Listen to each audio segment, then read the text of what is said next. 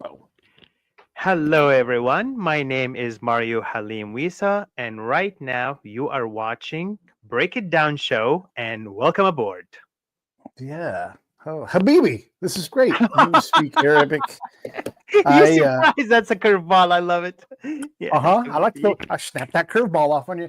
I do not speak Arabic, but I am much like Chewbacca. I'm like, I can't really speak it for shit, but I understand a lot of Arabic words. And when I say Arabic words, I mean country ass Iraqi country Arabic. So not just Iraqi, but country Iraqi Arabic. Sounds like you know Arabic better than I do because I left the country 25 years ago. And now sometimes when I connect with my family, I have to use Google Translate to go from English to Arabic. Kid you not. It's true. Yeah, listen, I don't want to brag too much on my language skills because they really are pretty bad. But I developed a lot of capacity by being in Iraq and other places that spoke Arabic. But when you sit and you have long conversations with people and like I could get the gist in my little conversations that I had a lot. I could get the gist of a lot of things that were said, even if I didn't know the words. I'm like, oh, that sounds like the word for electricity, or whatever it was. Mm. And so I would be able to sort. Now I had an interpreter, right, and that always helps. But yeah, it is interesting. And what all of this time working overseas in a lot of places, not just in Arabic places, is you understand the structure of words and how many words have Arabic roots and the etymology of these things. And this is sort of boring to talk about, but it does. Like right now, we're in America here. We're talking about the examination of our bureaucracy, right? And I'm like, well, I Hmm. know what that word means because not just because I think bureaucrat, but it's a French word, at least where we got it from here in America, and it means like a form of government that uses office officials. All these things go together, and so it's like the office thing that that of course, like they do things in an office, they think about it from a point of view of someone in an office, and they're not necessarily reliably good at thinking about things you know in the house or down in the town. And when you have a power of multiple languages, it really does open up the meanings of words a lot. And sometimes there's Hmm. just a better way to say something in Arabic, in Dutch, in whatever it's going to be, right? That's very true. It's very interesting because you remind me of my experience in Asia, especially in Bali, Indonesia. Their language is a melting pot. They have so Mm. many English words. They have so many Arabic words. Believe it or not, it was really fascinating. It was actually easy to learn the language somewhat because many of their words were either Arabic or English. So Mm. yeah, it's interesting. And it's also The interesting fact, I'm sorry, you bring this up, uh, like the English language, the word bureaucracy comes from French. Well, when I studied the perspective on language, I learned that English comes from French, from German, from all the other Italian, from all these other languages. Like, yeah, yeah. And then you have probably the biggest movement of language is like I know the word for carburetor in Arabic. The word is carburetor, or like anything in the computer world, right? Like if I'm going to program in Python, even I have no idea in Arabic what the word Python is. They're going to say the word Python. So this is you'll appreciate this when you're in the military and they're like, hey, let's teach you some basic. Now, I was a spy, right? So they especially want to kind of teach us languages, but almost everybody gets like a little crash course in like, oh shit, you got to know some phrases, right? And one of the phrases they always teach, God knows why, is you learn in the native tongue how to say, do you speak English? And every class, I raise my hand and I say, you just say it. You don't say it in Arabic. You say the words, do you speak English? And then they'll figure it out. Even if they don't speak the language, they'll be like, no, the moment they hear English, no. no, no. Yeah, and it's a funny thing. We're like, we don't know at the big level how to teach people how to communicate in a way that's like Mm. doctrine. It's like, here's how we're going to teach these young students are going to be international. It's very hard for them to accelerate that apart from just like go get into the markets, go read the newspapers or whatever it is, go do those things, and you're going to learn so fast, the culture, the language, everything. Culture, absolutely. It's Yeah. Are we aware that the word culture comes from the word cult and cultivate? Yeah, they go together, right? Yeah. And to inculcate is not necessarily a bad thing, but to get into another culture, you have to inculcate, and we inculcate all the All times, the right? time, yeah. It doesn't have to be a negative form of that word. For the sake of like bringing up different words and languages, so spending a couple of years in Bali, Indonesia, a couple of simple words that I find really simple, like the word organization in Mhm. Balinese is organisasi. Communication is komunikasi. Right, right, right. Yeah. And this is a theme throughout all languages, right? Like you might like I might like learn the phrase, and this is great. This is burned into my head because I would Mhm. drive from Kansas City to Leavenworth every day to train. And so I would run my little CD of Arabic phrases. Lift taftish gumaragia. And I'm like, why do I have to know about like taxes and imports? And that's like a category. It's like this is Wow. this is what you think I need to know. Like if you have a very specialized language, and again, this was like I learned this. My specialized languages were families, farming, things like that. So Mhm, like when mhm. a new kind of shovel was described to me, I'm like, wait, what kind of shovel is that? Because you think a shovel's a shovel, but no. There's a garden trowel, there's a spud shovel, there's a flat shovel, there's a True. you know and you realize that, again, from my point of view, what I'm trying to do is the richness of the culture, and then when they say, wait, there's a shovel for getting shingles off the roof of your house. My shingles are all made out of clay, we just use a whatever, and then you start to have these conversations where you're doing a common thing, but you're relating to each other across culture, across language, across religion, in a way that allows the other person to be like, oh, you're kind of like me, you've done this kind of work. Wow. What if every human being looks at the other and go like, "You're just like me, another human being who's trying to do his best." Yeah. How did you get to this level of seeing the importance of these kinds of things? What's that journey look like for you? Well, hold on. When you say this kind of things, which things exactly? Because there's a lot. Well, yeah. Well, we were talking off mic about the depth of what we talk about, what we do, right? And why I wanted to have you on the show is Mhm. just in general, the interplay between humans, how we communicate, how we live, and it doesn't have to be. Um, it doesn't have to be. Uh, it can be Texan to Californian. It can be the guy who lives in the east side of town to the guy that lives in the west side of town. It doesn't have to be Chinese guy living in Shanghai and the person living in Kansas City. Sure, that's one of those things. But when we're looking to communicate and trying to figure out how to get outside of what we think the limits are of what we do, and that's what you do, right? Like you look at these things and help us better understand how to communicate better, how to live our lives better, how to feel better about how you're communicating and living your life. All of these things go together. So honestly, to be really frank, I have the privilege that I was born to a mother who did not even go to high school yet. She was very successful business wise. She was good with people, numbers, money.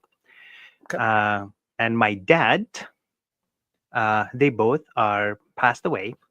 And my dad was a Coptic Christian monk for about Mm, 20 years before he got married. So the way you can look at it was that my dad was who was not too attached to the material in the world, the materialistic world. And on the other hand, you get my mom, my businesswoman, buy a car, grow the business. yeah. Uh, these two, I don't want to call them contradiction, but they were going together like a yin yang, like so Yeah. polar opposite in their approach on life. That made me research from really young age and felt like something was really missing, honestly. And I kept researching. The Mm. first thing I came across was communication, and I realized the power of inter and intra personal communication. They're two separate ones. Then, about 13 years ago, I came across yoga and meditation, and I realized that was also really powerful aspect in my life that I'd like to dive deeper into. Hence, 2017, I gave away everything I had except my backpack, and I took off and I went to India to explore yoga and meditation. My plan was to stay there for 3 months. 3 months turned into 5 years in Asia, and I just came back to Seattle 2 years ago in 2023. So, from my upbringing with two very interesting characters, parents, and my hunger from really young age to find what might be missing and maintaining my curiosity was motivating me to always connect the dots. What I mean by that is the infinity sign. If you put one space, I put yoga, and the other side, I put communication. These are the two pillars that I'm building my life on. Yeah. And I think it's very helpful. It's working for me. It enriches me every single day. And I'm making positive impact in this world. What a blessing. Yeah. Yeah.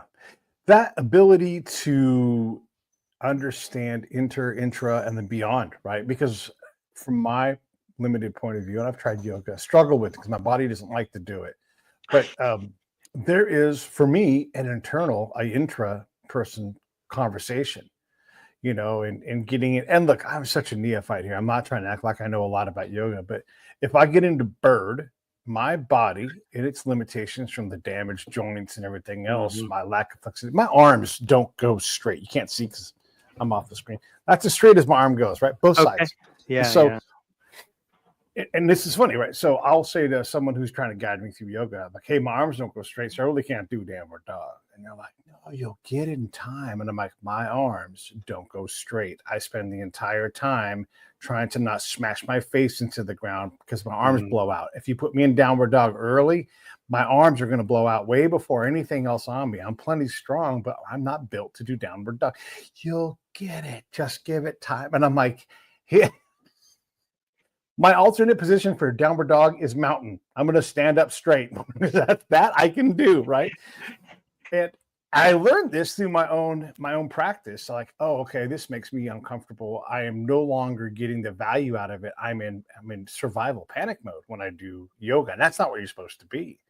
And so what I had to do was learn to just not do yoga ultimately. Sadly, I try to, but every time I run into the same problem, it's like going to Alcoholics Anonymous and saying, no, I'm just here to hang out with you guys. I'm not a drinker. And they're like, okay, not a drinker. A funny All right. difference. And you hijack the entire meeting, right? And so that's what happens when I do yoga. And I'm like, I need that puffball, these blocks, this thing, as rope. You have a chainsaw? I need a chainsaw. And now I can do yoga. And I'll do the fuck out of yoga then. But my yoga is so distinct from me. I don't fit with all of these ladies. I love it practicing with ladies because it forces my masculine self to like adopt other things. But I am a wrecking ball to their whole thing.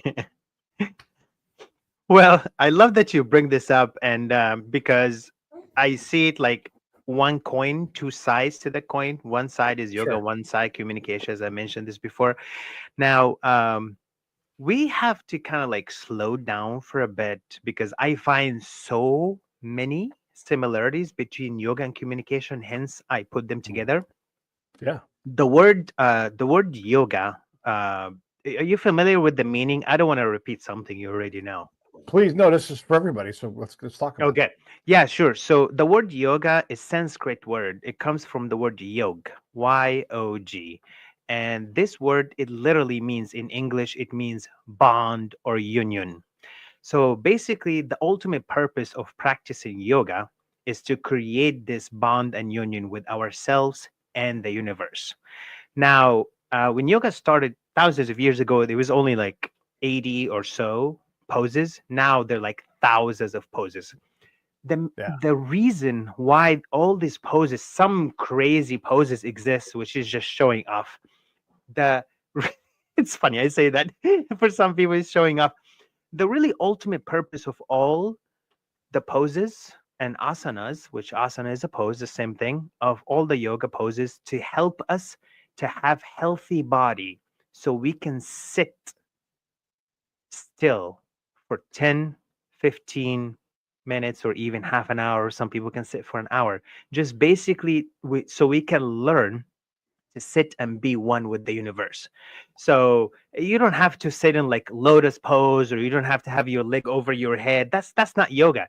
Yoga is actually about union and bond. It's just the yoga poses to keep the body healthy so we can sit for a long time. Because the longer we sit still, this might sound like voodoo stuff to some people, but honestly, the longer we sit still, not moving, simply breathing and noticing our thoughts, which is a form of meditation, we actually receive information, Pete. That sounds insane, but it's really true.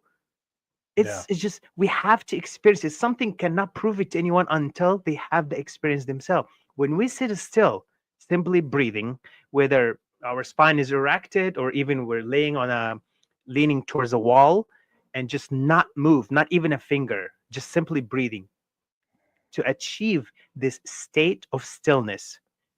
Not even 3, 4, 5 minutes into the experience, we start receiving information. It sounds crazy, but it's really true. Connecting dots, making sense out of things, maybe even creating vision for how we want to proceed forward.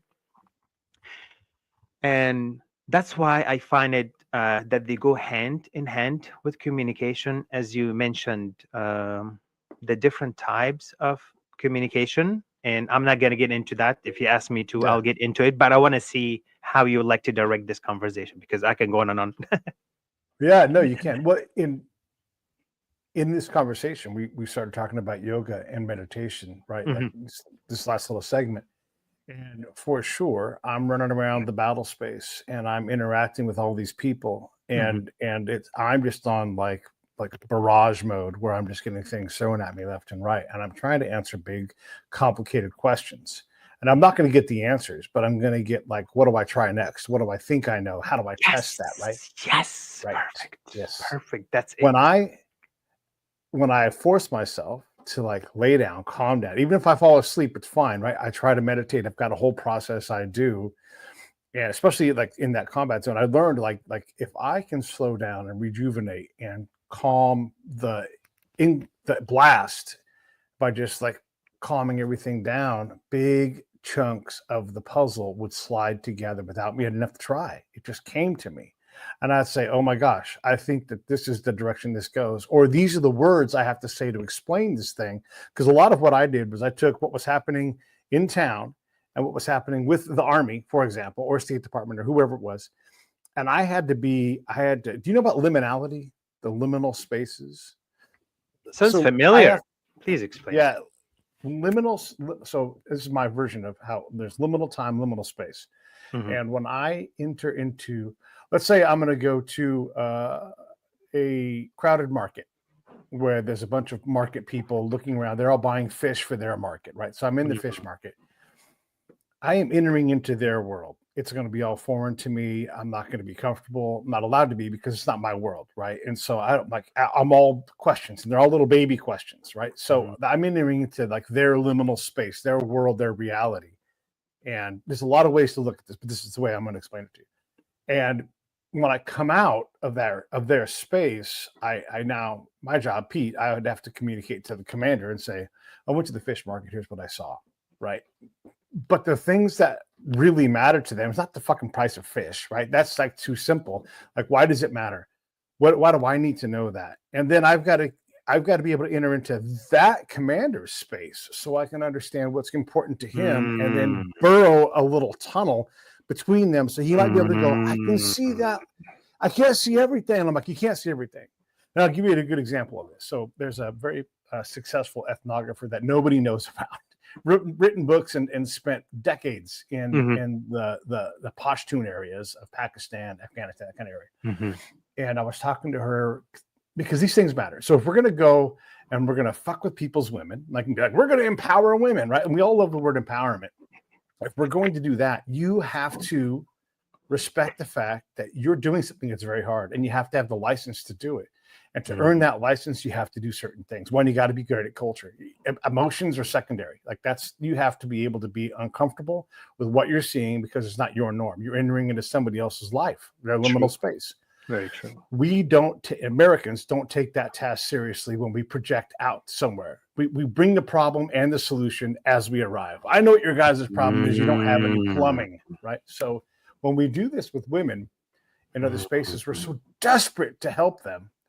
We don't ever slow down long enough to be wrong, to learn, to understand who and why and what they are. So I can do this lady who's an expert in she's spent years studying, watching, learning about Pashtun female things, all of them, right? And I said, so how do we train, like these army women or people from the US to go over there and reliably and repeatedly have good contact with Afghan women or Pashtun women? And she's like, oh, Pete, you don't. And I'm like, I don't mean me. I mean our women. Like, surely we can design a course. And she's like, no, I'll say it more clearly. You cannot, nor should you ever try to do that, because you cannot earn the license and have military and have goals and bring all this shit with you, right? And this is super yoga here. Like, you have to leave all that behind and then go into that space, ready to be in the space, learn to be in the space, learn to sit still in that space so that you can say, I now understand where there might be work for me to do, but it has nothing to do with me. It has everything to do with the person I'm trying to help.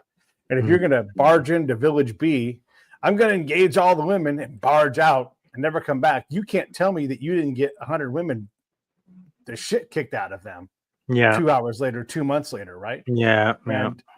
And so I'm taking a big thing here and offering it to you, but that's sort of like what that liminal thing is it's important for me to be able to go between the two. Am I trying to get intelligence? Yes. But this burrowing this path is essential so that these guys in the village can go, oh, I see why you guys are here. Oh, I see why you guys always take the initiative and do these things and force them on us.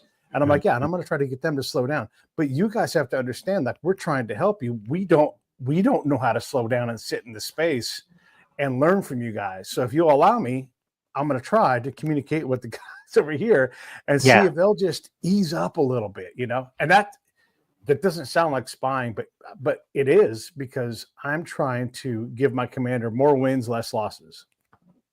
More wins, less loss. I like that.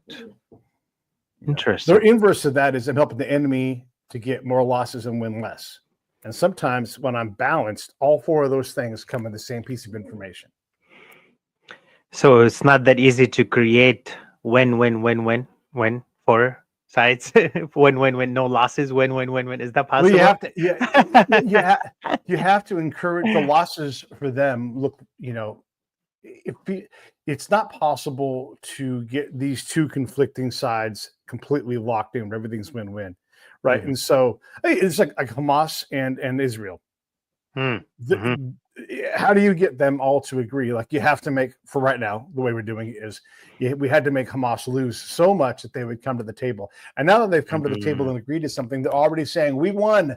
Don't tell us what to do, and so this is not about Palestine, but it's about that agreement. And you're trying to lock these Legos together, and they're just not gonna. There's too much conflict to be able to make a happier thing. It's like that coexist bumper sticker, right? It's a little bit rambling here, but when you see like all the different religious symbols, that's adorable here. Yeah. But try being Chaldean in a lot of places in the Mideast. No, it's not gonna. You're not gonna survive 24 hours. No. What? Comorbidity. Yeah, you bring up something really important. It's amazing how our mind see more of our differences than our similarities. So I actually made that statement back in 2000, I believe 18, and I was sharing it with some of my friends. When you go down the street and you like see a beautiful flower like coming out of a tree, or like really nice house, or you see like a really cute dog, or maybe you have your own dog, or you see a really attractive person, or we attracted to those kind of things that seem interesting and intriguing, and we would like to learn more about, or even own, or even have like a dog or a flower. Yeah. Well, in 2018, for me, I realized the most interesting thing in the universe that I have ever witnessed. And the reason why I say in 2018, because at the time I was traveling and I've been to a couple of countries already. The most interesting thing I have witnessed and I know in my entire life is being a human. It is Mm. such a bizarre existence with our differences, how we get along, with our mood changes, with different interests that evolves over the years, how our upbringing shapes us, yet we can choose how to carve our own future self. It's really fascinating how you can have an amazing morning and in the middle of the day something upsets you and ruins the rest of the day, or you can have a positive affirmation, you can actually overpower that and change it. It is extremely fascinating to be a human, and I think it's superpower. What do you think of that? Yeah. Yeah, no, it is a superpower, and that change in perspective, right? Again, I'll just use my work in war-torn countries. If I don't move my camera around behind me, over my head, behind you, person on the outside, if I don't move that camera around, I'm not doing my job, because it's not about, it really isn't about me at all. The less it's about me, the better. You know, I would Mm, love to come to town, and I would have my interpreter with me, and my interpreter is highly trained by me, like, which mhm, is already the abnormal. Like, normally we're like, don't trust your interpreter. Like, this guy lived in Jacksonville for 30 years. He's from Kuwait, but he's really more American than anything else. He just happens to speak native Kuwaiti and already has a rapport, because in Iraq they call him the Kuwaiti. Like, they look at him and they go, you're from Kuwait. And they know. And I'm like, how do they know? He's like, I just do. I'm Kuwaiti. They know it. It's like, I can't stop being Kuwaiti, you know? And so we we have these opportunities. I'm going to totally change what I was going to say to something else. We have these opportunities to present something as when we show up somewhere.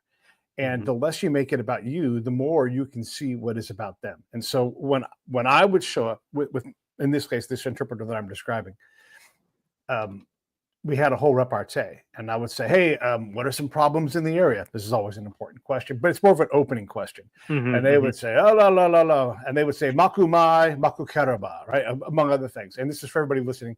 They're saying the water sucks, the electricity sucks. And I would go, yeah, yeah, yeah, yeah, maku mai, maku karaba, right? And I would do it like an Iraqi, like with the right hand gesture and everything. And then my interpreter would say, you see, we hear this every night. We can't help you with that. What is mm. the smallest problem that we could help you with? Or even Yes. if we can't help you, what is the tiniest thing that is just like, if we just sat together and did this, it'd be done. And that person would be like, he'd lean in. That's Mm, international. Wait, hold on. What? Yeah, what's the smallest problem? Like, for tomorrow, if we were going to fix something, what would you want to fix? Well, my kids can't go to school. Why can't they go to school? You couldn't do anything about this. Just tell us. We're curious. This is what we want to know. You see that piece of concrete over there that the Americans put there? That blocks the most direct path to school. I'm not sending my kids 2 miles that way into the mm. unknown and then 2 miles back where I can't protect them. I'm not doing that. But if you move that little piece of concrete right there, all the kids in this place, these people all lived in the junkyard, by the way. Mhm, These mhm. people did not mind living in a junkyard. What they minded was the fact that there wasn't a notch in that wall that they could go through Yeah, to go to school. You know? You know that's what happened the next day? We moved that motherfucker. But we did it through the governor. We went to the governor and the commander. We're like, hey, tomorrow, the commander has all these tools. The commander's going to do it anyhow, right? But he's like, this guy's asked us to do this. We're going to use this as a way to like show them that they can make a difference. But you got to go with this. And he's like, I know what to do. Don't tell me what to do. I already know exactly what you're talking about. I probably know the guy you're talking about. And he did. And he knew the guy we were talking about. He's like, yeah, of course, go move that thing. I didn't think you guys would do it. And so we all learned something, because the commander's like, all I got to do is move some concrete and I get a win. I learned all I got to do is ask for the tiniest thing and we get a win. All that dude in the junkyard learned was like, all I have to do is let it know, like the smallest thing, and I can do that. And the governor's like, I've been waiting for this win. I didn't know how to put it. And we all of a sudden, that's one of the times when the Wow. wind machine turned in all directions, right? And Mm. but it wasn't about me. If I was there to say, like, where are the bombs? Let's talk about the water. Let's get you Mm. in a rage about how bad the I get it. The electricity sucks. I can't do a fucking thing about that. However, we can solve this one thing. And then we went back and back and back to that neighborhood. And the more we went back, the more it was like we became part of their neighborhood. And so they would talk to us about things. It was a lot of complaints. That's Iraq. There's a lot of things to complain about. but Mhm. we were able to better understand what it was like to be them in that place and what threat looked like and what good looked like. But it could never have involved anything that I needed. And then I got everything I needed, if that makes sense. You no, Pete, you bring up a very, very interesting point. It's really true to sometimes to approach a situation from a constructive way and more productive way. Oftentimes we have to take ourselves out of the equation and approach it from a creative angle and be open-minded about it. So I like Yeah. that a lot. Yeah. Very cool. Thanks, man. All this work, obviously, I get very excited about it. It always fascinates me, and I think about all of these little vignettes of times when I've been abroad doing things. Right after 9/11, like not even 2002, I Hmm. was in Egypt, right? And Cool. so, yeah, and so again, my job is international espionage. I mean, that's what I do, right? And Hmm. so I'm on a tour bus with the Americans because we have military people out in the Sinai Peninsula. For everybody, this is way outside of town, and we would drive into town every day. And in Hmm. town was Cairo, and we would go to the pyramids or whatever. And there would be like these little like day trips, like get people out of here off the Sinai, show them some culture, And so Hmm. through a complete wild lucky thing, I got this great job of not escorting but going along in these patrols, and Hmm. my Egyptian partner, was Dr. Zawas, the at the time the Egyptologist for all of Egypt and all the antiquities. And one of the things I wanted to know was, how safe are we? Hmm. And the worst way to find these things out is, how safe are we here? Because now they're gonna be like, oh, you're safe, everything's safe here. Yeah. But he communicated to me, he was like, listen, our world around here survives on this tourism. I don't even get to do my job of that. I am a magnet for tourism. That's why you see me on TV. And he explained all his stuff and his theory on everything. And then he was desperate. And this is where we got to over several days, but he was desperate to show me things that no one else could show me. I Hmm. didn't ask for that. He's like, do you want to go see some cool shit? Come on, you and me, we'll go off. And I we went love off, it. right? And Uh, so, and look, am I in danger with the world renowned doctors? No, I'm not in danger. And if I am, I was already going to die anyhow. Didn't matter. And he showed me all kinds of things, and he just talked and talked. And now I've got a hmm. government agent, not agent, but a government official who's talking to me openly, excitedly, because he's showing me around his world. Hmm. You are so lucky that you made it back safe. It wasn't that dangerous. It wasn't. It wasn't that dangerous. You know what? I'll tell you what. To 2022, when I went to visit my family for like few months, my brother and sister were worried about me. They would not leave me alone in Egypt, and I'm supposed to be like Egyptian. I was born there, and Yeah. I guess everything about me says I'm not Egyptian. I'm American. From the way I dress to the way I walk to obviously Right? my accent when I speak my mother tongue language. Yeah, Yeah. that it's not a joke. Actually, you're really blessed to make him back. But at the time, I don't know how dangerous it was, and ultimately, it doesn't matter. That's not my job. Is not to. I'm aware of it, that it's dangerous to do what I was doing, but that's my job. I have to know the right kind of people. I mean, I'm telling you about Dr. Zawas because we all can relate to that guy. Yeah, If yeah. I told you about Abu Warlord, like like it doesn't make sense. But I have to meet the evilest people too, the people Hmm. that kill people and have no, like, this is business. I'm just going to shoot this person. And this is how I keep these tribes safe. When you talk to the right kind of real sheikhs, they're in business, and sometimes they decide that people have to die. And it's not like they have a mob, but it's also not like it's there's a blend there, right? And so Right, right. they are handling things. I'll give you, this is just for everybody else, and I think you'll get this. So we're talking to this Iraqi general, and the parliamentary elections are about to happen, and so you have all these guys vying to be part of Hmm. the government. And in the parliamentary sense, for everybody listening, it's sort of like an American representative, like a congressional member, but they're all, now imagine, instead of being like the middle, the right, and the left, it's tribes and tribal interest, and sometimes there's some religion mixed in, but primarily not.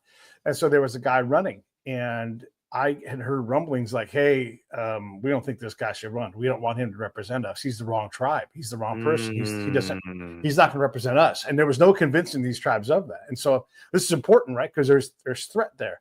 And Right. so I'm trying to report this, and I'm talking to our Iraqi counterpart, this general, and he's trying to explain to me, and he's like, "Oh, you get a lot of this, but I want you to think about these." And he's kind of guiding my thoughts, teaching me, and I'm allowing him to teach me because guess what? You can't out Iraq an Iraqi. And so he's teaching me these things. And then sure enough, like the next day, they blow this guy's house up. Kaboom! And I'm like, holy shit. They're trying to kill this guy. And the general's like, Peter, they're not trying to kill him. It's politics. And I'm like, it's politics? It's like, yes. If they wanted to kill him, he'd be dead. And I'm like, so what are you saying? He's just going to drop out of the race? Like, yes, it's politics. And boy, I learned so much in that day. Things locked into place, and I'm like, oh, these guys politic as hard as we do. They just play tackle football instead of flag football. Like we'll send people to jail, we'll do all kinds of things, but these guys were like, we're going to communicate to you with a bomb because we have a lot of bombs around here and shit blows up all the time. You don't want to be next, so behave, get out of the race. And the guy did, and he lived. Wow. It's very interesting how in our life and mind and also online the word bomb is associated with the Middle East. Well, this was a time of a very unique kind of justice that was going on, right? It was a place filled with bombs. I'm not in any way, just for everybody listening, I'm not suggesting that Iraq is filled with bombs, but I was there. And the incident, yeah. You know what? You mentioned that's really funny. Like in the US, if you do a really good job, someone would tell you, "Man, you are the bomb." But in the Middle East, that's a whole different universe. Yeah. Yes. Nam.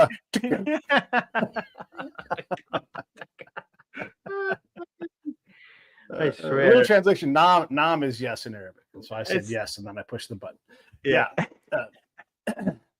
But that ability, that willingness to go into that space, let's talk about that. Where again, this is all that liminal thing. Like I allowed, I'm plenty smart. I've got degrees and everything else. The person sitting next to me, the American commander, super smart, hyper talented.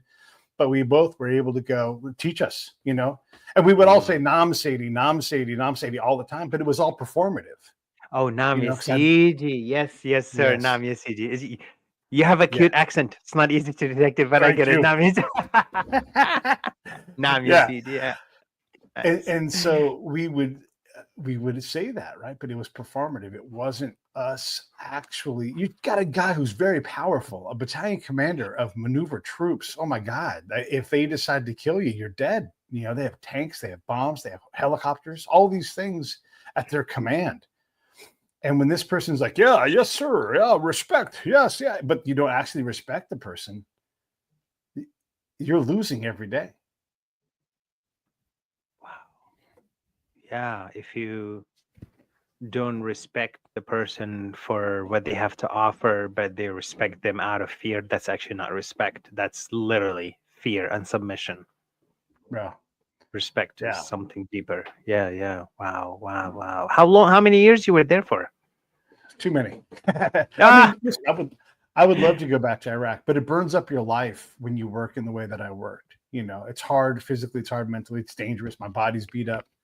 But a long time, long enough that when the Americans would show up, and I say this because I'm an American, but I was no longer that American. I could get 1,000-person unit, 5,000-person unit to go in a different direction real fast because I would focus on that commander and I would say, here's where your problems are. And I know you're going to get it, but when you slow down, you'll get it even better. And so my advice to a lot of people is slow down, slow everything down. And this is part of what you're talking about. And allow some of this stuff to catch up to you and arrive. Like you don't have to be first, especially if being first is bad. like third mover is still highly influential, and if you're not in a rush, look, speed up if you need to, right? But if you allow some calm to come into your life, you may not need to do as much, and if you do things more precisely with more elegance, Nobody who's a great dancer is focused on 5,000 steps a second. There's an elegance to it. There's an efficiency and economy. And that, I think, is part of what I learned when I was in Iraq, in Afghanistan, in all these different places that were so different. I learned how to I have a cute little accent, right? Yeah. But I learned how to do those steps. So it's like, oh, look at Pete doing our steps, right? And that mattered a lot. I'm really curious. Like, first, I want to ask you, like, the most challenging thing for you when you were there, and also, how did you deal with heat, temperature? Yeah, heat is fine. I adapted to it. And when I say that, I had the luxury of having HVAC in a lot of the places I was in, but also days where there was no HVAC and you're outside working. And so you just, anything above 100, I would say 107 is you just can't do it for too long. You're going to get hot and it's going to be bad for you health wise. So because you got to remember, I'm wearing armor and all kinds of hat all the time, right? And so you're cooking, and you have to get away from it. So, but 106, I'm like, yeah, it's pretty comfortable. And so 107 is not bad, 108 is not bad. But if you're out there all day in 110 or 115 or 117 all day, like for 8 hours, I'm going to have to recover when I come home if I'm going to go out and do it again the next day, right? And keep in mind, I don't get to show that. I'm the happiest guy you've ever seen. I'm having a great time, but I'm paying for it. And so I internalize a lot of that pain and store it somewhere, my shoulder, wherever it's going to be. Yeah. But that's how I dealt with the heat was, and this, people don't understand this. I'll say this because this is a thing that's like, it blows your mind when you hear it. So we have all this comfort in the American part of the camps and everything, right? We get HVAC and all that kind of stuff. And if you leave it running all day, you come in and you're like, oh, thank God, it's so cool in here. And that's nice. But like your water supply is up on the roof in a plastic jug, and you never get a cold shower. So you think like even a tap temperature water would be so wonderful, but you don't ever get that because it's just too hot up there, that water. So the heat thing's a real thing. The metal you touch, you're like, just I heard something. This is hotter. The concrete, when you walk through a high, like we would have these concrete walls that we'd walk through and they would just cook you. And so, it's 115, but walking down that hallway, I would call it, we got to go walk the corridor of hell because there was just so much heat. And then the asphalt, oh my gosh. So the heat was a real thing. It was a real thing. Did you know the part of the history that about 100 years ago, no one took a hot shower? A shower, the concept did not exist, at least in the US. Yeah. Isn't that crazy? I mean, there's some instances of it, right? Like the Turkish baths, and then like, Genghis Khan and all them dudes, they figured some of that stuff out, but very rare, right? Especially for like in England and in the colder parts of Europe, not a chance, right? Maybe you got a bucket of sort of warm water off of a fireplace and dumped it into your 80-gallon tub, but it was a luxury. But again, that's 100 years ago. That was just like people who can afford fire, people who can afford to heat up and heat up that much water. And we honestly like traveling the world, and I'm 100% sure that you agree with me on this, really traveling the world and seeing different cultures, it opens up our minds and increases our gratitude for what we really have, especially traveling to other countries. You feel that. No, it's 100% true. And I often think, if I don't say it, like if you have seen what real suffering is, you'd shut up right now. You would realize how much you're disrespecting your own inexperience. Like you're disrespecting yourself through your own experience. You've got to get a footing into what real hard living is. You've got a phone, you've got a car, you've got access to money. Is your life perfect? No. But here, and this is the example I use all the time. Mario, you'll love this. We're so decadent here. We make our bowel movements into potable water and then push a button and never think about it again. So true. I researched the history of that. I know what you're talking about. That was actually people's job to do that for us, like 100 years ago or 100, 200. That was actually a job for some people to like wipe us and take care of the whole thing. Woo! Yeah. Yeah. If you had money, otherwise you were the If wiper and the taking care of the whole thing, right? Yeah. yep, yep. All of us, we water our yards and the water goes down the drain and it's all potable. It's crazy Or they how used to use wealthy we are. seriously, and how they used to use sticks to clean Yeah. themselves after using the bathroom. When you Yeah. research, I did a lot of like research, not only into communication, but like human history and the language and how we evolved. And honestly, the more we learn, honestly, Mhm. about history, the more we just like sit down, look in the mirror, and say, I am one of the luckiest human beings that ever existed to be Yeah. in this time and age. Yeah. Wow. Wow. I, maybe you'll appreciate this. So I was reading an article today and I read the author. They were writing about something in education. And then they said, you want to read another one? And I'm like, oh, you know what? Yeah, I do. Because Hmm. the topic was, and this is always fascinating to me, Hmm. was this person's lady was writing about bathroom etiquette, Hmm. at the school for the adults.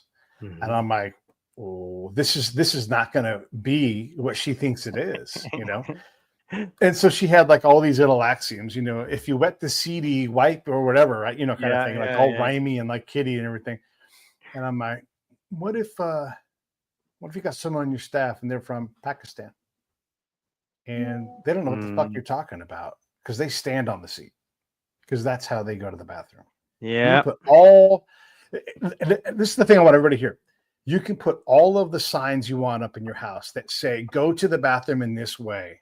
None of them will work because the person is going to go to the bathroom the way they've always gone to the bathroom. Hmm. You might evolve some people over time, but when you put a sign up that has like a guy squatting on the toilet on the commode on top of it, and you put an X through that, that means fuck all to that guy. He's going to sit down and he's going to do his movement, or not sit down, he's going to squat and do his movement the way he does it. And if he uses a stick, he's going to find a stick and he's going to use that stick. He's not going to wipe his butt with a piece of paper. That's not what he's going to do. And there's going to be water everywhere because he's going to use a bidet. And if you don't give him a bidet, guess what he's going to do? He's going to use a bidet. And that's going to maybe, I don't want to go any further in that, right? But you're not going to have someone. So this person, look, I get it. You work in an American place with all Americans and you want them to behave better when they go to the bathroom. But when you start setting what bathroom etiquette is, you are not culturally savvy, Hmm. and it's a hallmark of it. Is this a bad person? Of course not. It's a wonderful person. But when they say something like, if you lift the seat up, put it down. All right. Well, if I only leave the seat up and it's always up, you can put it back up. Well, no, that's not what we want. And so you're like, hey, listen, it's the bathroom. Just be glad I didn't pee on the seat. And I'm not saying me, but just in general, there's all these different things we want people to do, these performances. But if it's not part of their culture, if it's not part of their vibe, if it's not part of their jam, then what are we doing? We got to slow down if we're going to figure that out. Well, you know what? Now you bring up a very interesting point slash topic. I haven't found anyone who can explain this to me yet. Hmm. Maybe you can from your experience. We'll try. How come bidet started in the Middle East and it's only getting into the US the last couple of years, considering like one of the most developed countries? How is that possible? I grew up in bidets in Egypt Yeah, 40 I years ago. don't. Yeah, I don't know. I enjoy a bidet myself because it's nice, and it, if I was to say the worst, if you're going to pick three ways that are bad to clean your nether regions, one would be to simply wipe a piece of paper across the defecation that's on your Hmm. skin. I'm going to wipe some paper here. Like that's just not the way that anybody in an area that you can't see yourself. Like if you washed your Yeah, hands, it's, you had poop in yeah. your hands, how would you clean yourself? Yeah, but back there where all the poop is, I'm just going to kind of pray that it's all clean. Right? I don't know, but I'm glad No that it's one knows. catching on.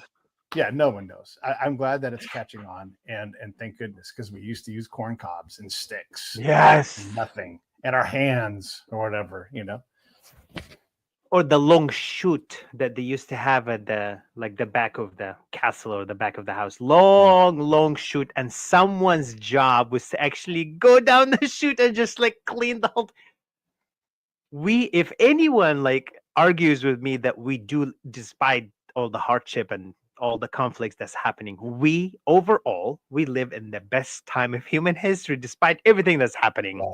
I'm saying this with my heart is full of all unfortunate things that are happening in the Middle East and so forth. But overall, the biggest arch, it's we're blessed to exist in this time and age. And I'm sure probably the future human beings, if we still exist, they will live in the best time in human history. Yeah. It definitely gets better. On Thursday, they're going to cut this lens out of my right eye, and they're going to put Whoa. a new one in, and I will But no longer have cataracts. And on the next Thursday, they'll do. Think about that. And there's no blood, there's no pain. It's almost perfect recovery. I basically have nothing to worry about, but what I bring worry-wise to that endeavor. Now, look, 1 in 1,000, but 1 in 1,000 is a lot of things, right? And so I'm going to have a successful surgery twice in 2 weeks. That's going to dramatically improve my eyesight for the rest of my life. You know, I'm 55. Let's say I live 40 years. That's not unheard of. I don't expect to, but you would be like, yeah, Pete's 95. He's old. Eyes are great. You talk about living in the best time in history. You know, if I lived not even that many decades ago and I had cataracts already at 55, I would have to use the sight that I have while I had it, but it was going to be gone, you know? So true. The medical development, the medical advancement, or how they used to like drill in our teeth to with no painkiller and using like machines, and they actually had to tie down the patient while they're like and now between anesthesia you can have tooth implant that will last with you for as long as you want, and this can go on, and not to mention I'm gonna have to drop this because this is really important. Neuralink, Elon Musk. This Neuralink by 2030 is going to make miracles happen. How we communicate and connect differently. I'm kind of looking forward to it. Part of me is, we'll see it eventually. We'll see it. No, I'm with you. It's happening right now, right? And it's not as simple as like blink your left eye and you can like pay this bill with your credit card, but it's not far from that. You know, there's going to be these kind of functions.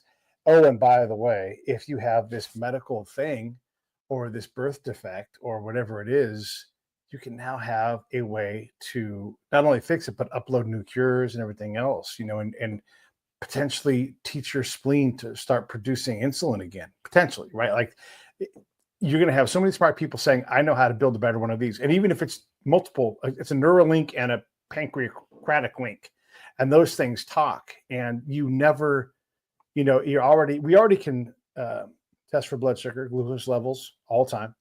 You can already have an insulin pump. Now you can put all that stuff inside. That's the next thing. And then, you're diabetic. And yes, you have to take a little bit more care of yourself. However, all of the day-to-day practice of it is gone almost, right? And in our lifetimes, that's I won't say there'll be a cure, but there can be a lot of management of that disease. And that seems impossible today. I mean, on the horizon, we've always thought it was out there, but now we can really see several different avenues where type 1 diabetes is going to be completely managed. It is such overwhelming and breathtaking to really be aware of the changes that are happening on a smaller scale and larger scale. I actually have a funny scenario or idea that I'm reflecting on as I'm listening to you now. I haven't had a job for a while. I've been doing my own thing for myself for a while, and I think probably the same for you. You haven't had a job in a while, but in this day and age, when people work, they get direct deposit. They don't touch the check. They don't touch the money anymore. What is it? 30, 40 years ago, you had to get a check and you have to make a deposit in the bank and maybe get a cash back. And every transaction is evolving in such a way. When I say transaction, it's not just monetary or financial. It's just that transaction of ideas and developments are advancing so fast. I can't remember last time I had a check in my own hand. Even actually cash in my own hand. I don't remember. I don't remember cash. I just cleaned out my personal Pete everything drawer. You know, you have the family one and you have your own thing. Yeah. And I'm like, look at all this change. What am I gonna do with this change? I'm never going to use change again. Not enough to where I'm going to consistently stack up $150 of change over the course of a year, or however much it is. Way more than that used to be. Yeah. But now I never use any change if I have cash. If it's because I'm going to go to the airport and I want to tip someone, and then if I don't have change, I'm just like, here's a 20 banger, bam. I don't have a lot of money, but I'm like, why not make this guy's day and give him $20 right now, right? Bam, there you go. It's, made your day. But that $20 is a miracle for that guy. But if everybody else is giving him $2 and you give him 20, you're like, hey, here you go. But yeah, change. Who needs it? Like, we're not going to print the penny. Don't print nickel. Don't make nickels. Don't mint those things. We don't. You heard about the penny, right? I did. You heard about the penny? Yeah. Yeah. Yeah. I mean, I honestly, I heard this before a few years ago, and when I was reminded of it this year, I was kind of like blown away. Like, it cost 3 pennies to make 1 penny. Like, what? Yeah. What is the purpose of this? Like, yeah.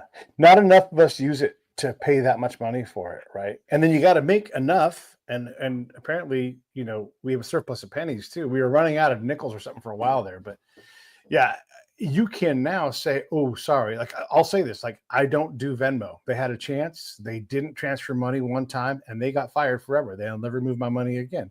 So I can say, no, thanks. I don't use cash. I don't use Venmo, but I do whatever, Apple Pay or Zelle or, whatever, right? Yep. And in an instant, I can still have my money, the exact amount. I don't need change.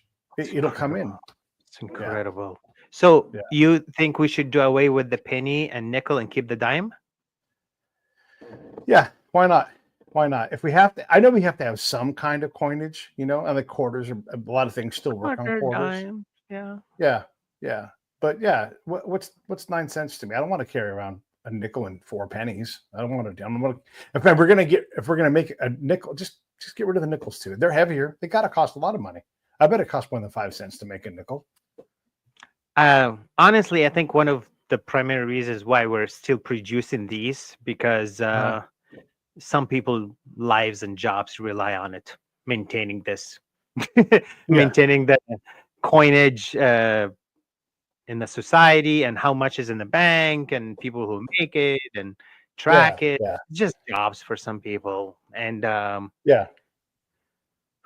speaking of jobs, how do you feel about the AI in jobs? How are you doing with that? I think it's fine. So my buddy Brad is very smart in this field, and he's been talking about it quite a bit. And he's like, I don't call it AI because it's not intelligent. It is okay. Okay, I'll say this: it's akin to that old '90s era 20 questions machine. Think of something, I'll guess what it is, and you're like, okay, and it would say animal, vegetable, and it would do just a tree, and they would reliably pick the thing that you thought of in your mind. Like, I don't know how you did that, So it's akin to that, and he just calls it like a generative algorithm, right? And it's taking. So if you said, tell me a story about Pete and Mario going to the store, it would write you a story, and you know what? I don't like that one. Do it again. And it would do it again, but it'd be a different story. And do it again. It'd be a different story. Do it again. It'd be a different story. That it's good at, but that's not intelligence. That's just not randomly. That is a purposeful picking. What should the next word be according to all the language that's been taught? And so it's just putting patterns together. And so it's not intelligent, right? So you can use it to do a lot of things. Like, hey, do me an outline, like a lot of this basic, create for me an outline of, this kind of a person's TV show and what the premise that okay, it can do that. And it'll give you an outline, right? And that's pretty basic work. I could have an intern do that, right? But I don't have to have an intern do that anymore. So now I can have an intern do higher things. Yep. And then the other thing that it's pretty good at is it's pretty good at being funny unintentionally. And so it will take you literally in some cases, and other cases it won't. And so it'll give you the thing you asked for. And sometimes you're laughing because you're like, oh, you took me literal when I said this thing, and you made a desk instead of, whatever the thing was, right? And so that stuff, I think there is work to do, but we're always ahead of these machines, right? They're not going to be smarter than us in ways that matter, I don't think. And there's always ways to take these machines and use them, maintaining a server bank or Hmm. helping clients. Like, I don't want to use AI in part because most of the time it's just faster for me to do the work. Now, if I could hire someone who could produce things for me when they used AI to get me those things faster, because I need these basic products to send out, I can see that being a thing, right? And I no longer have to do it. Like, I know Google is trying to write my emails for me. No thanks, right? But if I had someone who was checking their work, here's a good example of AI not being smart. I'm from a town called Benicia, and so Oh, if I cool name. write into almost any AI machine, any generative Hmm. machine, I say, tell me the most famous Venetians. It'll Mm. say Benicio del Toro. I'm like, he's not from Benicia. He's not from Benicia. Even if you say Benicia, California, it'll come up. Oh, Benicio del Toro. Mm. It That's not smart. That thing is not intelligent. It's just taking like words and putting them together and giving you as all kinds of instances of that. So I think it's fine. I think it sucks for certain job trades like illustrators. It's going to suck for them. They're going to have to figure out how to Mhm. protect their work and how to get work, because I don't need an illustrator most of the time now. That's my answer. That's my answer. How do you think? What do you think about how did I do?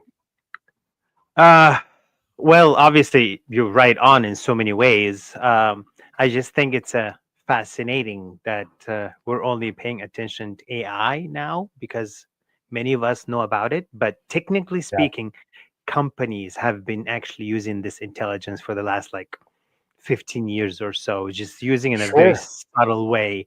And it was so expensive to use such a tool. Now it's becoming cheaper, $20 a month. You have access to that. Everyone have access to it. Now everyone knows. But before, it cost millions of dollars for companies to even have It's such just a ability. it's a big thing, right? Because the value prop for people, $20 a month, sure, I can get that value out of this thing. But on the backside, the investors are like, we're going to need thousands and thousands of $500 a month subscriptions. There's no scenario where I need that. And I'd rather hire a human. If I'm going to pay someone, I'm going to pay a human. And if they want to use AI, great. But their shit better be good, better be checked, better be go. Hmm. And I think the bar for us humans has to go up on what is good. Because if I'm listening to a video on YouTube and I Hmm. detect AI, you know what? No thanks. I Turns you don't off. need, Uh, I don't need banal. I need depth.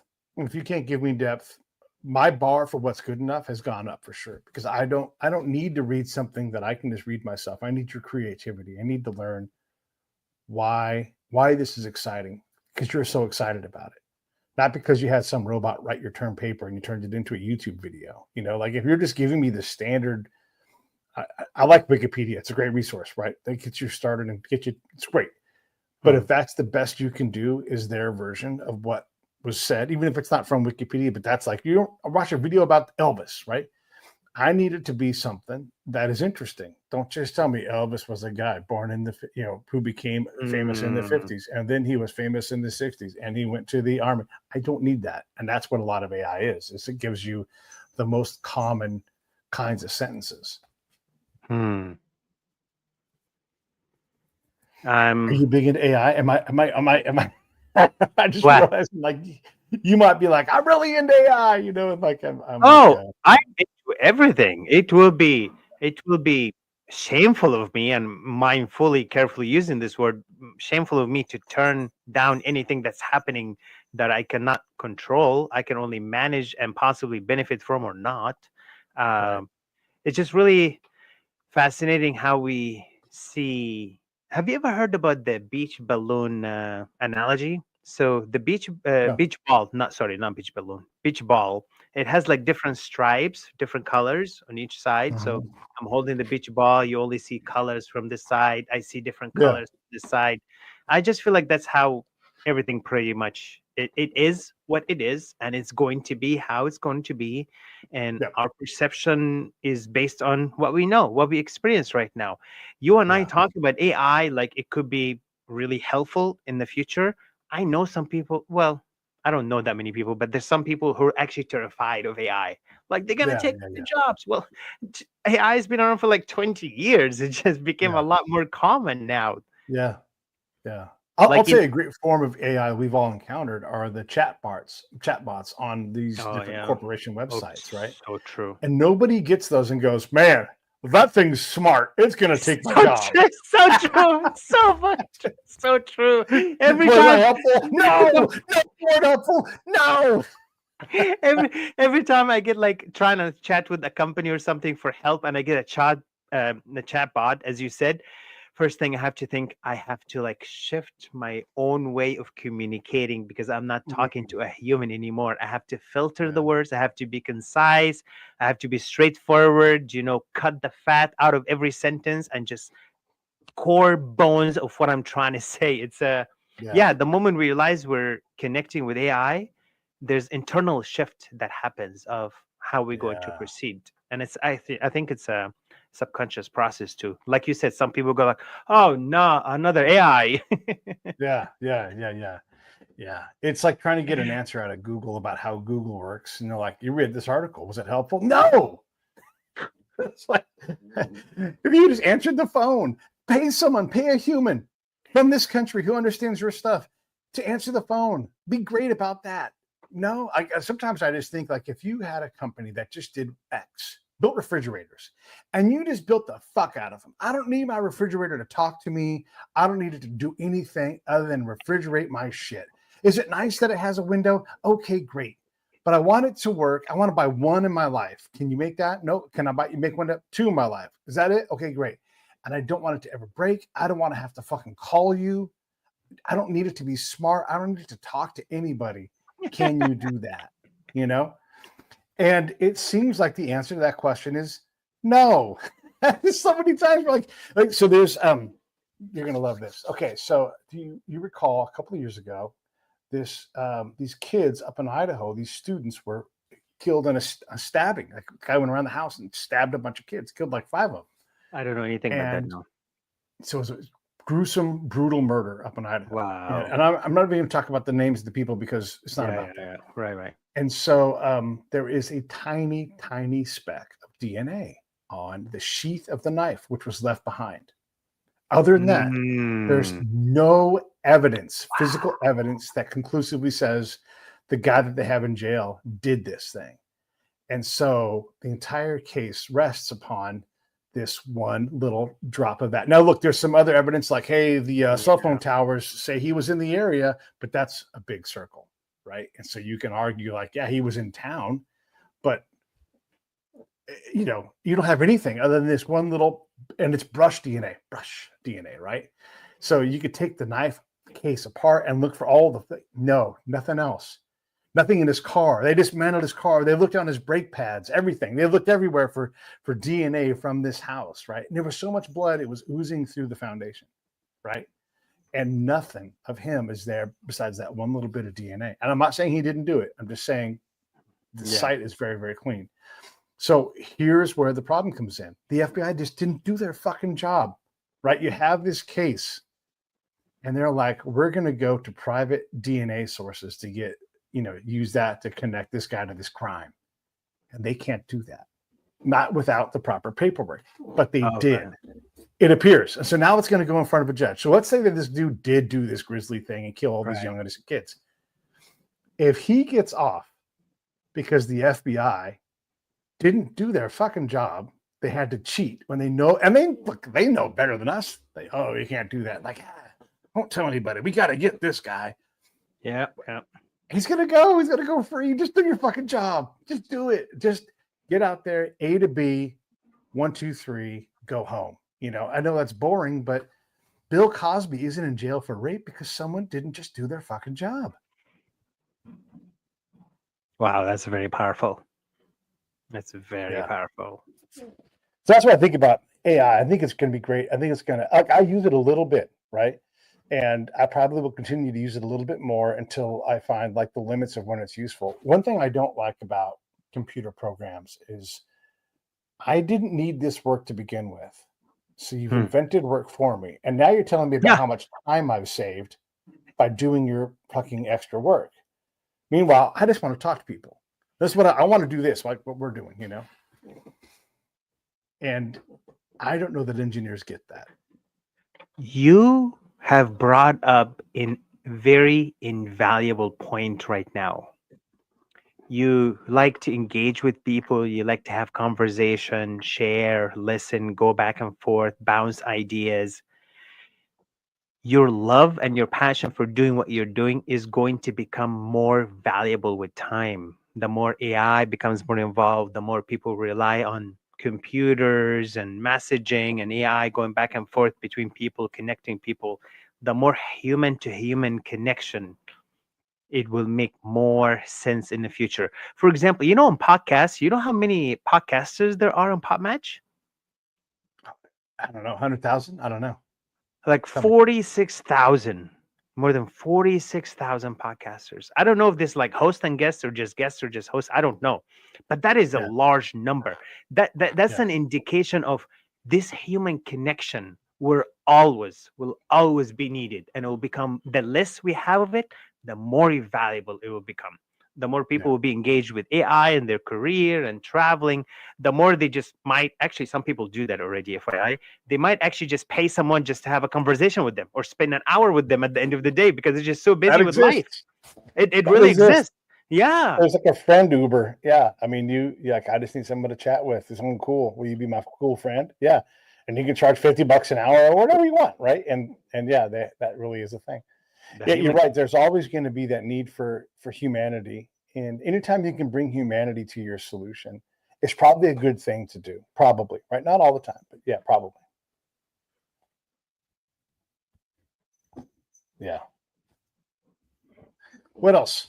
How have we done? I know I've talked a lot this episode, but I think it's a good exchange that we've had. What do you want to get into before we wrap this thing up?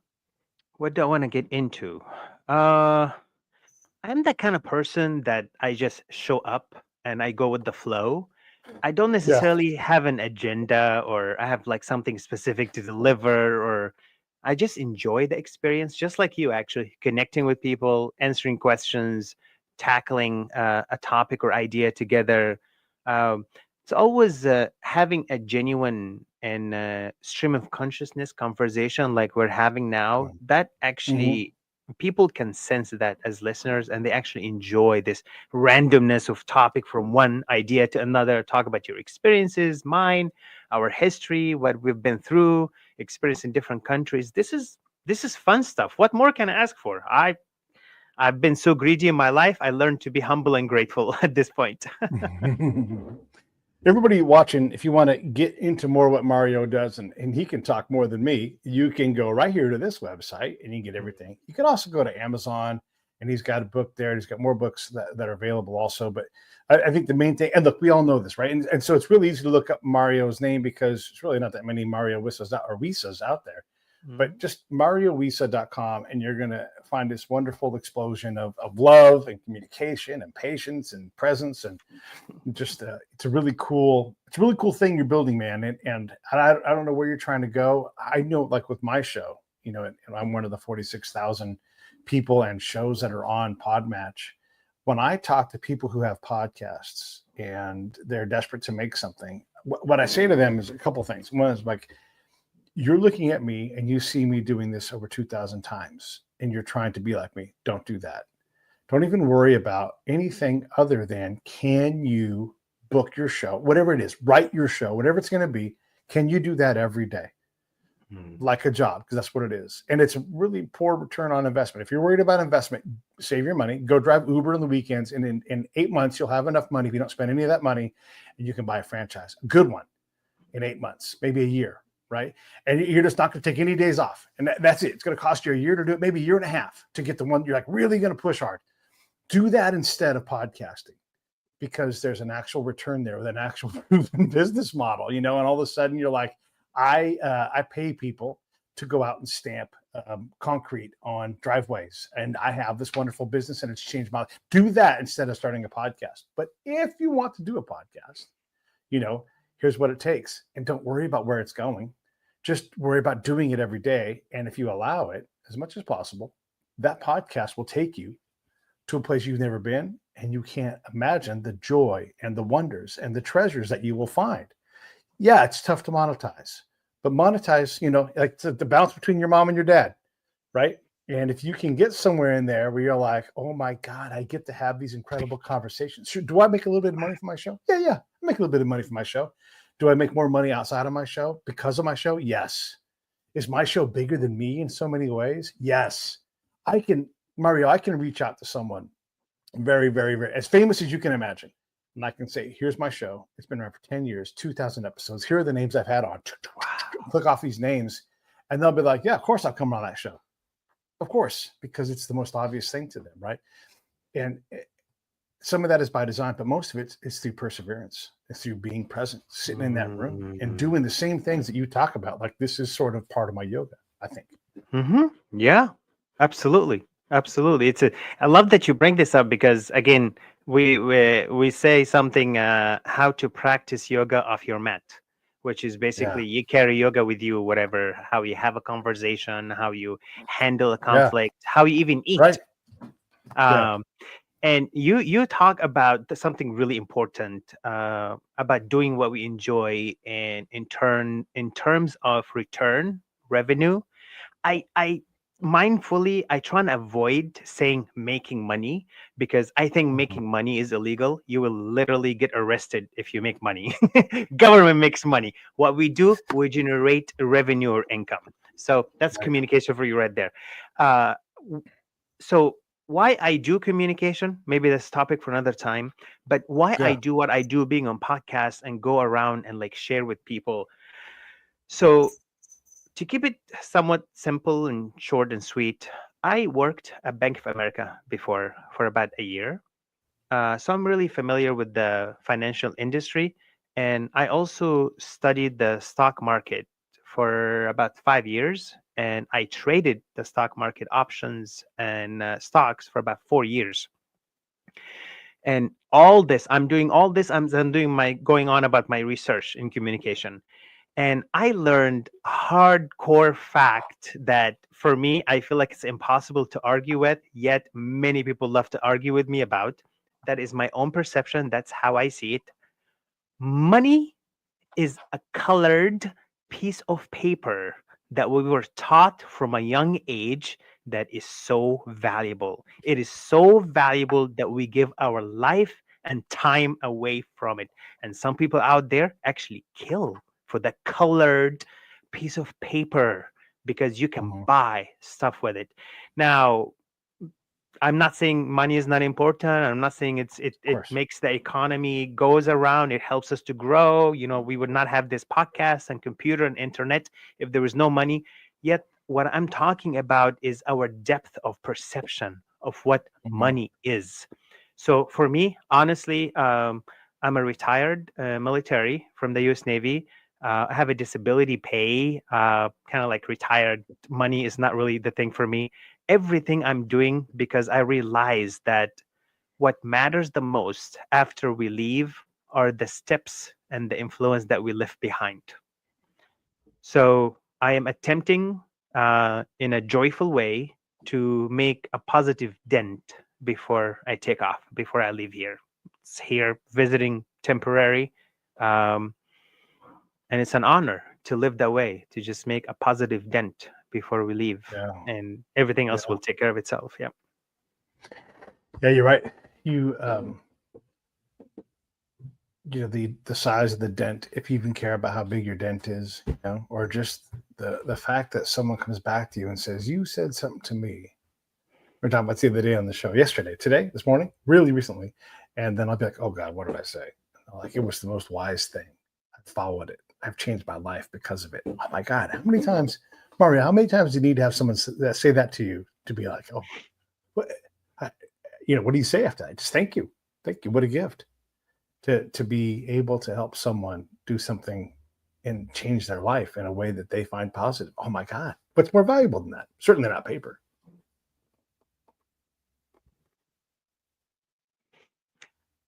It's really true when someone once said that our perception is our reality, our objective truth.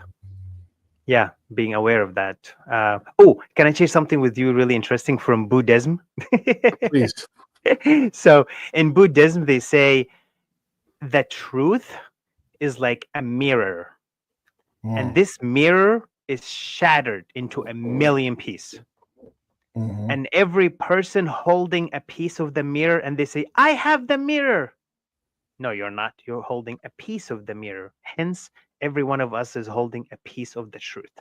The truth Mhm. only shows up when we collectively get together, which probably have some time in the future to do that. So it's really cool analogy that Yeah. whoever thinks that they're holding the fact or the truth, you're actually holding a piece of it. Just FYI. Yeah, one of my favorite things to collect are these sort of colloquialisms, that are brilliant and they resonate across things. Like when I would talk to my interpreters to Hmm. train them, I would say, we don't like the worst way to find out where the bombs are is to walk into town and go, "Where are the bombs?" Like that's just the worst way to do it. And Hmm. so, almost invariably, I would say, like how would you capture that phrase? Like, what's the right way to say that? They're like, in Arabic, in Iraqi, or whatever. And then they would say something like, and then in Iraq, several interpreters said, yes, we called it going in the side window. And I'm like, yeah, side window. Yeah, I don't know. Who knows? These guys are from the country. Yeah, they don't know. But or maybe it was a side door. I don't remember exactly what they said, but they had a very specific thing that they all said it. It was their way of expressing, like, to get the thing that you want. Don't be direct. Now sometimes you got to be direct, right? But sometimes you don't need to pay that price, and it's sometimes better not to pay that price because you'll get more than what you asked for. So all right, we should wrap this thing up. So what else do you want to cover? Anything else? There's the link for everybody who wants to get it. I'll put a link for your book up here right now, but what else do you want to cover before we wrap everything? Oh my goodness. I am very grateful for the experience, and you sharing your stories and experiences was really fun and entertaining, really engaging. It's almost hard to believe that an hour and a half passed by. Yeah, Yet this is a great indication of enjoying the moment of being in the flow. The moment, it right, doesn't mean a second. A moment, it could be an hour, two, it could be a whole day, it could be a moment, as long as you are in that moment. So thank you for making the right. opportunity happen, Pete. Yes, and everybody, here is, I'll put it on the bottom of the screen here. Here's the link. Look, just type in Mario Wissa. You'll find everything. But Yeah. he is on LinkedIn, or he's on here on Amazon, and he's also here on his website. You can connect with him. Wonderful dude. And Mm. if you want, use Podmatch as well, by the way. He's on there too, and that's another great place to find people to talk to. I will see all of you tomorrow. Thank you so much, Mario. I will talk to you in a second. Let me wrap this thing up.